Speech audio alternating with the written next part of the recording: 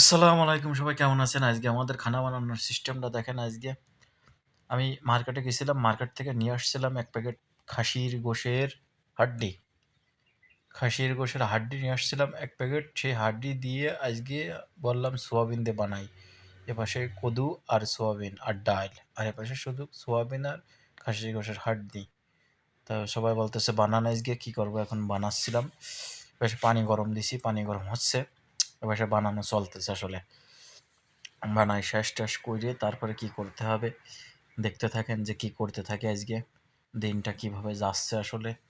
এখন কাজের পরে থাকতে হবে, তো কাজ না করলে তো হবে না। সবসময়ের জন্য কাজের পরেই থাকা লাগে আসলে।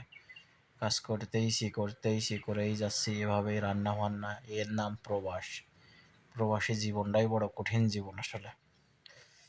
এই যে এপাশে আবার একটু চা বানালাম, চা বানাচ্ছি। আবার এপাশে একটু আলুর চিপস দিয়ে একটু চা দিয়ে খাইতে আবার ভালোই লাগে।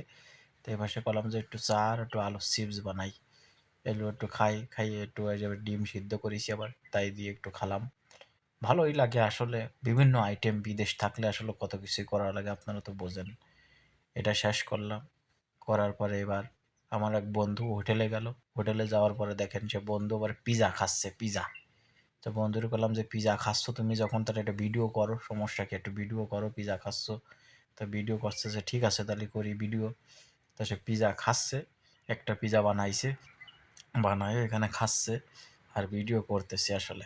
দেখেন আমাকে নান্নু ভাই আসছে, আমাকে নান্নু ভাই একসাথেই আমরা সব ডিএসএলআর লোক পিজা খেয়ে চলে আসলো। এবার বাইরে একটা গাড়ি আসছে আমাদের বেডের বাইরে।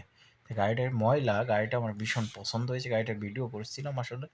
গাড়িটা হয়তো ময়লা, কিন্তু গাড়ি আসছে বিশাল দামি গাড়ি, 4x4 হাইলেক্স বলে এদেশে, গাড়ি হাইলেক্স বলে।